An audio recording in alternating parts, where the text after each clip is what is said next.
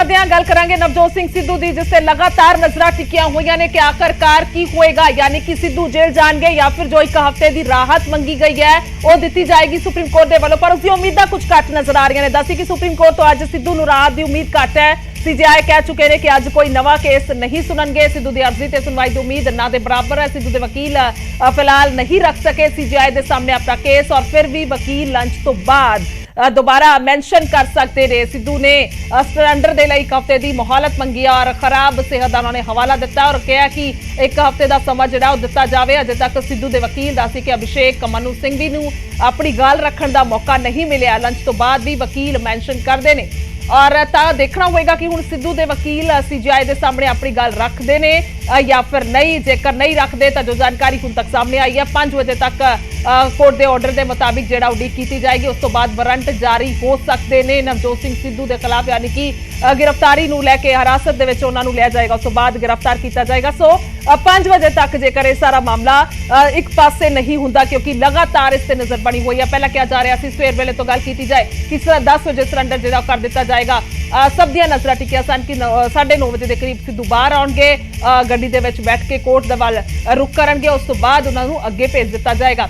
पर यह सब नहीं होया, क्योंकि उस तो बाद खबरां आउणियां शुरू हो गई कि थोड़ा डिले हो सकता है, दोपहर तक हो सकता है। तो दोपहर तक भी हौली हौली यह जानकारी सामने आती है कि जो वकील अंदर सीगे उन्हां दे नाल सुभाविक तौर पर चर्चा की होएगी कि अगे हुण की हो सकता है, किस तरह के नाल अगे स्टैप होएगा। पर उस तो बाद एक खबर सामने आती है कि उन्हां दे वल्लों एक हफ्ते का समा मंगया गया, यानी कि अंदाजन जेकर सुभाविक तौर पर गल की जाए तो किस तरीके दे नाल राहत जिहड़ी है थोड़ा समा मिल सकती है, उस नूं लैके एक जिहड़ा सोचा गया। पर अजे उसते फिलहाल सीजीआई दे वल्लों मनाही कर दी गई, यानी कि समा नहीं है। तो हुण वेखना होएगा कि आखिरकार केस जिहड़ा है हुण सुनिया जाएगा ब्रेक तो बाद, यानी कि लंच टाइम तो बाद। हालांकि 2 बजे का समा जिहड़ा हो चुका है, तो हुण इस ते निगाह टिकी हुई है कि आखिरकार इस फैसले का इस मामले से की होएगा, क्योंकि जिहड़ी सज़ा है 1 साल की सुनाई हुई है और एक बार तो जेल जाना ही पेगा। पर जेकर एक हफ्ते का समा मिलता है, क्योंकि बहुत सारे जेकर पिछले कई मामलों से नज़र मारी जाए तो अजिहे कई खास जिहड़े मामले हुण तक सामने आ चुके हैं। अजिही खास जिहड़ियां सजावां जिहड़ियां ने होईयां ने, तो उन्हां मुताबिक मद्देनजर रखते हुए कई खास केसां दे विच अजिही मोहलत दे दी जाती है। खास तौर पर 7 दिन का समा मंगया गया, हफ्ते का समा मंगया गया और उस दे विच भी हवाला सेहत का दिता गया।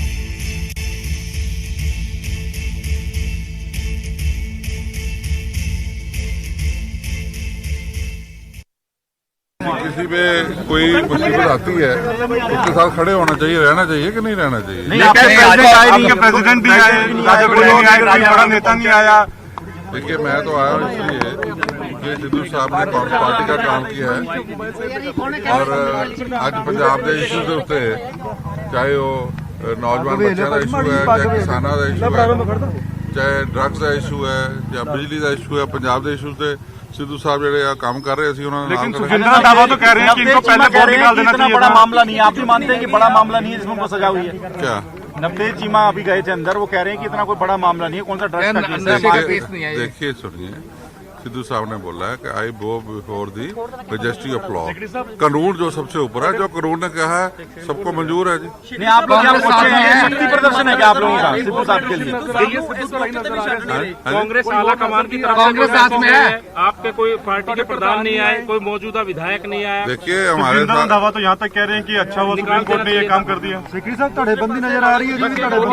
देखो इस तरह है, हर बंदे का अपना व्यू पॉइंट है। मेरा व्यू पॉइंट ये है कि देखो किसी वेले बंदे को गलती अगर कोई हुई है तो कानून ने अपना इंसाफ किया है, तो बंदा जिहड़ा कहता मैं कानून नूं मानना है, मैं कानून दे अगे झुकना है और वो कानून दे अगे सरेंडर करन जा रहे हैं। कांग्रेस से बड़े लेट आए सर लीडर नहीं पहुंचा, सिद्धू साहब नहीं आ रहे मिलने के लिए। पहुंचो ना पहुंचो साडा काम है, पहला भी सिद्धू नाल रखांगे।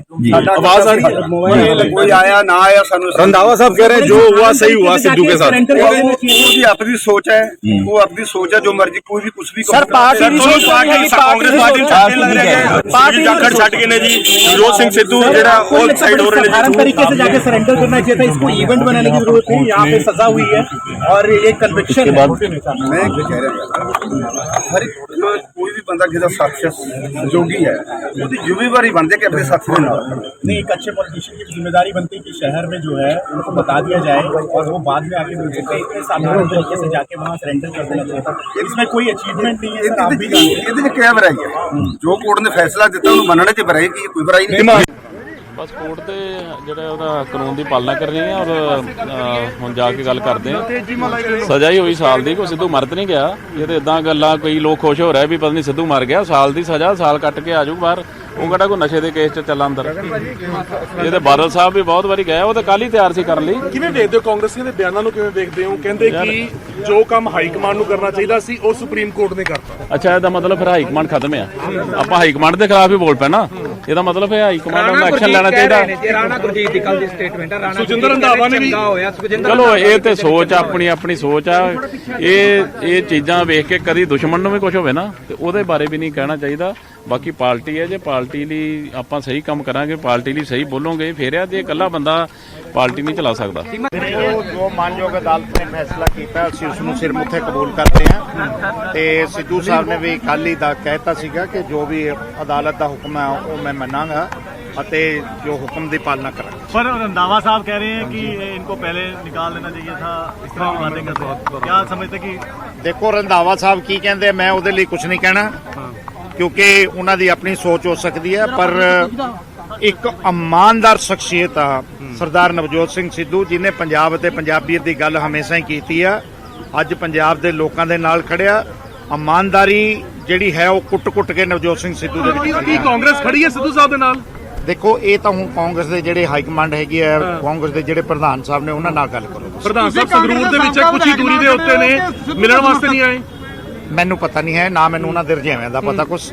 ਮੈਨੂੰ ਤਾਂ ਆਪਣਾ ਜਿਹੜਾ ਹੈਗਾ ਰਾਤੀ ਮੈਨੂੰ ਸੁਖਜਿੰਦਰ ਰੰਧਾਵਾ ਕਹਿੰਦੇ ਕਿ ਤੁਸੀਂ ਵੀ ਗਲਤ ਬੰਦੇ ਦੇ ਨਾਲ ਤੁਰ ਰਹੇ ਹੋ। ਕਹਿੰਦੇ ਮੈਨੂੰ ਬੜਾ ਦੁੱਖ ਹੋ ਰਿਹਾ ਲਾਲ ਸਿੰਘ ਉਹਨਾਂ ਦੇ ਪਰਿਵਾਰ। ਮੈਨੂੰ ਮੇਰੀ ਗੱਲ ਸੁਣੋ, ਮੈਂ ਰੰਧਾਵਾ ਸਾਹਿਬ ਨੂੰ ਵੈਸੇ ਸਤਿਕਾਰ ਕਰਦਾ, ਪਰ ਉਹਨਾਂ ਨੂੰ ਆਪਣੀ ਰਾਜਨੀਤੀ ਆ।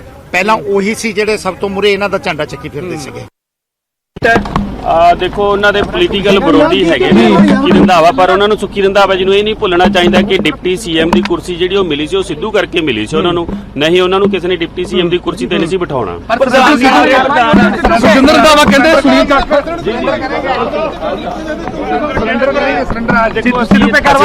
ਸਿੱਧੂ ਸਾਹਿਬ ਨੂੰ ਮਿਲਣ ਵਾਸਤੇ ਆਏ। ਅੱਗੇ ਕੀ ਅੱਗੇ ਕਾਰਵਾਈ ਕਰੇਗੇ ਸਰ ਸਿੱਧੂ ਤੇ? ਦੇਖੋ ਹੁਣ ਇਹ ਤਾਂ ਪਾਰਟੀ ਨੇ ਦੇਖਣਾ ਹੈਗਾ ਨਾ। ਅਸੀਂ ਸਿੱਧੂ ਸਾਹਿਬ ਦੇ ਨਾਲ ਆ, ਅਸੀਂ ਸਿੱਧੂ ਸਾਹਿਬ ਨੂੰ ਮਿਲਣ ਆਏ ਆ। ਸੋ ਅਸੀਂ ਸਿੱਧੂ ਸਾਹਿਬ ਨਾਲ ਜੋ ਹੋਇਆ ਹੈ ਸਾਨੂੰ ਬੜਾ ਅਫਸੋਸ ਹੈ ਕਿਉਂਕਿ ਪਹਿਲੀ ਗੱਲ ਤਾਂ ਇਹ ਹੈ ਕੋਈ ਇਸ ਤਰ੍ਹਾਂ ਦਾ ਕੇਸ ਨਹੀਂ, ਕੋਈ rarest of the rare case ਹੈ। It was spontaneous reaction. Road race ਹੋ ਜਾਂਦੀ ਹੈ, ਆਪਾਂ ਖੜੇ ਆ, ਕੋਈ ਬੰਦਾ ਆਉਂਦਾ ਹੈ ਵਿੱਚ ਲੱਗ ਜਾਂਦਾ ਜਾਂ ਕੋਈ ਹੋਰ ਹੈ। ਇਹ 'ਚ ਕੋਈ ਸਿੱਧੂ ਸਾਹਿਬ ਦੀ ਮੈਲਾਫਾਈਡ ਇੰਟੈਂਸ਼ਨ ਕਿਤੇ ਵੀ ਪ੍ਰੂਵ ਨਹੀਂ ਹੋਈ। ਮਾਨਸਾ ਸਾਹਿਬ ਮਾਫ ਕਰਨਾ, ਤੁਹਾਡੀ ਗੱਲ ਵਿੱਚ ਹੈ ਇੱਕ ਸ਼ਖਸ ਦੀ ਜਾਨ ਚਲੀ ਗਈ। ਜਿਹੜੇ ਕੇਸ ਨੂੰ ਤੁਸੀਂ ਐਵੇਂ ਜੇ ਮੰਨ ਰਹੇ ਆ ਨਾ, ਐਵੇਂ ਜੇ ਛੋਟਾ ਜਿਹਾ ਕੇਸ, ਉਸ ਕੇਸ ਦੇ ਵਿੱਚ ਇੱਕ ਸ਼ਖਸ ਦੀ ਜਾਨ ਚਲੀ ਗਈ ਹੈ ਔਰ ਸਿੱਧੂ ਸਾਹਿਬ ਨੂੰ ਸਜ਼ਾ 1 ਸਾਲ ਦੀ ਹੋਈ ਹੈ। ਮੈਂ ਤੁਹਾਨੂੰ ਉਹੀ ਗੱਲ ਕਹਿ ਰਿਹਾ ਵੀ ਜਿਹੜਾ ਉਹਨਾਂ ਦੀ ਅਦਰਵਾਈਜ਼ ਜਾਨ ਤਾਂ ਗਈ ਹੈ ਪਰ ਸਿੱਧੂ ਸਾਹਿਬ ਦੀ ਕੋਈ ਮੈਲਾਫਾਈਡ ਇੰਟੈਂਸ਼ਨ ਨਹੀਂ ਸੀ। ਇਟ ਵਾਸ ਸਪੌਂਟੇਨੀਅਸ ਰਿਐਕਸ਼ਨ ਇਨ ਸਜ਼ਾ ਵੀ ਕਤਲ ਦੀ ਫਾਰਮੂਲਾ ਤਾਂ ਉਮਰ ਕੈਦ ਹੁੰਦੀ ਹੈ ਤੇ ਇਹ ਤਾਂ 1 ਸਾਲ ਦੀ ਹੋਈ ਆ।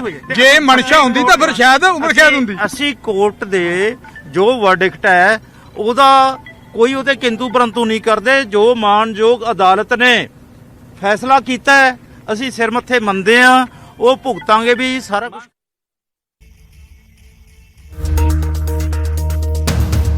तो कदों सरैंडर करनगे सवाल विचकार है, पर इस विचाले जिहड़े समर्थक ने यानी कि धड़े दे नवजोत सिंह सिद्धू धड़े दे जिहड़े कांग्रेसी ने उन्होंने वालों आया जा रहा और उन्होंने वालों शमूलियत की गई। तो वक्-वक् बयान उस समय सामने आए हैं कि किस तरह के नाल की कुछ सोचते हैं। कईयां दा कहना है कि आखिरकार जेकर खुश होया जा रहा है तो बहुत गलत है, किसी को खुश नहीं होना चाहिए। बेशक दुश्मन भी होवे जो किसी ते भी आउंदी है तो उस वेले थोड़ा जिहा सहम दे नाल चलना चाहिए। पर दस दईए कि वक्-वक् बयानबाजियां दा दौर जिहड़ा है वो लगातार चल रहा है। सुखजिंदर रंधावा के बयान तो बाद जवाब जिहड़े ने सामने आए ने कि आखिरकार रंधावा साहब नूं नहीं भुलना चाहिए कि जिहड़ी कुर्सी सी डिप्टी सीएम दी उन्हां दे कोल नवजोत सिंह सिद्धू के कारण सी। इस तरह के बयान सामने आ रहे हैं और बाकायदा सोचना चाहिए, समझना चाहिए अपने बयान नूं दोबारा एक बार।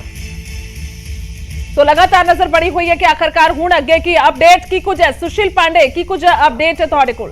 बिल्कुल, देखिए साफ तौर पे नवजोत सिंह सिद्धू को फिलहाल अब सुप्रीम कोर्ट से कोई राहत नहीं मिली है क्योंकि चीफ जस्टिस की बेंच 2 बजे सुनवाई के लिए नहीं बैठी है। हालांकि ये उम्मीद थी कि 2 बजे चूंकि चीफ जस्टिस इस मामले में बैठेंगे तो अभिषेक मनु सिंह भी इस मामले को मेंशन करेंगे, लेकिन चीफ जस्टिस की बेंच नहीं बैठी तो फिलहाल अब इस पूरे मामले की सुनवाई नहीं हो सकती है। यानी कि ये कहा जा सकता है कि अब नवजोत सिंह सिद्धू को सरेंडर करना होगा, क्योंकि उनके पास फिलहाल कोई राहत नहीं है।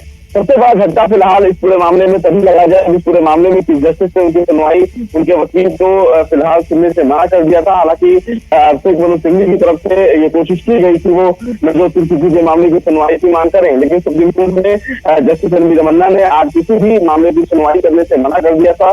तो अब कहीं ना कहीं एक बड़ा झटका नवजोत सिंह सिद्धू को सुप्रीम कोर्ट से लगा है।